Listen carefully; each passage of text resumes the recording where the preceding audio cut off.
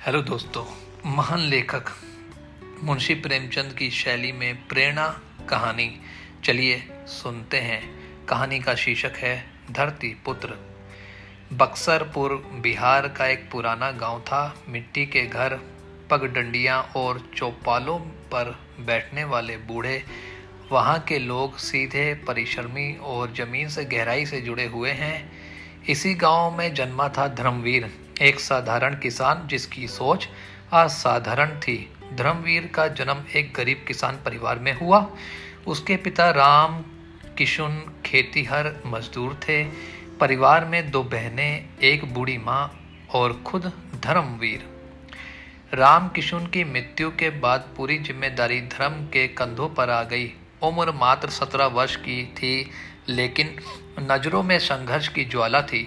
गांव के अधिकतर किसान कर्ज में डूबे थे। महाजन गणेशी लाल ऊंचे ब्याज पर कर्ज देता और जमीनें हड़प लेता। धर्मवीर ने देखा कि कैसे लोग खेती करते करते भी भूखे मरते हैं। वह सोचने लगा, क्या हम किसान सिर्फ दूसरों का पेट भरने के लिए ही बने हैं? एक दिन गांव की चौपाल पर वह बोला, हम अपनी उपज खुद बेचेंगे, मंडी में नहीं शहर में, और अपने बच्चों को पढ़ाएंगे ताकि अगली पीढ़ी खेती के नाम पर अपमान ना सहे। लोग हंसे, धर्म तू पगला गया है, हम शहर जाएंगे, वो भी बक्सरपुर से। लेकिन धर्मवीर चुप ना बैठा। उसने 2 एकड़ जमीन पर जैविक खेती शुरू की। गोबर, नीम, छाछ से कीटनाशक बनाया। खेत में खुद मजदूरी की। फसल आई, हरी सब्जियां, मूंग और सरसों। अब समस्या थी बिक्री की। गांव से शहर 15 किलोमीटर दूर था। धर्मवीर साइकिल पर बोरी बांधकर पटना की सब्जी मंडी पहुंचा। मंडी के दलालों ने कहा, तू किसान है, व्यापारी नहीं, हमारी शर्तों पर बेचना होगा। धर्मवीर ने मना कर दिया। अगली सुबह वह सीधे कॉलोनी में घर घर सब्जी बेचने लगा। लोगों ने साफ सुथरी ताजी सब्जियां देखी और हाथों हाथ ले ली।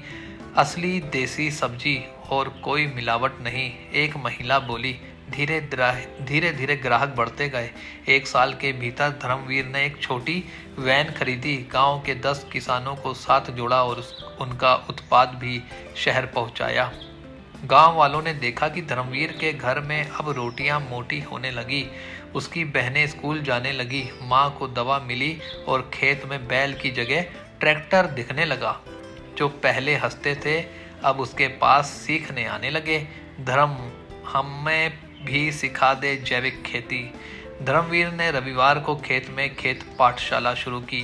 सबको मुफ्त सिखाता, कहता, हम एक दूसरे के दुश्मन नहीं, किसान भाई हैं। एक का उन्नति सबकी उन्नति है।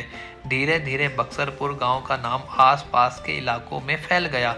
सरकारी अधिकारी आए, अखबारों में खबर छपी, धरती पुत्र धर्मवीर, जिसने बिहार के गांव को आत्मनिर्भर बनाया। गणेशी महाजन को यह रास नहीं आया। उसका धंधा ठप होने लगा। वह किसानों को धमकाने लगा। एक रात धर्मवीर के खेत में आग लगा दी गई। धर्मवीर रोया नहीं, बोला, अगर एक फसल जल भी गई तो क्या, हमारी उम्मीद नहीं जली। पूरा गांव उसके साथ खड़ा हो गया। सबने मिलकर अगली फसल और भी मेहनत से उगाई।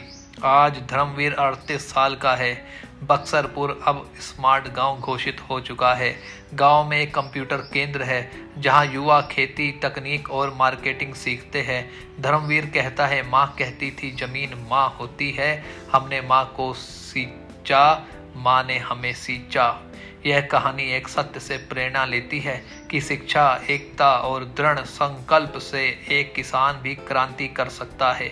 बक्सरपुर कोई काल्पनिक गांव नहीं, बल्कि भारत के हर उस गांव का प्रतीक है जो जाग जाए तो देश बदल सकता है।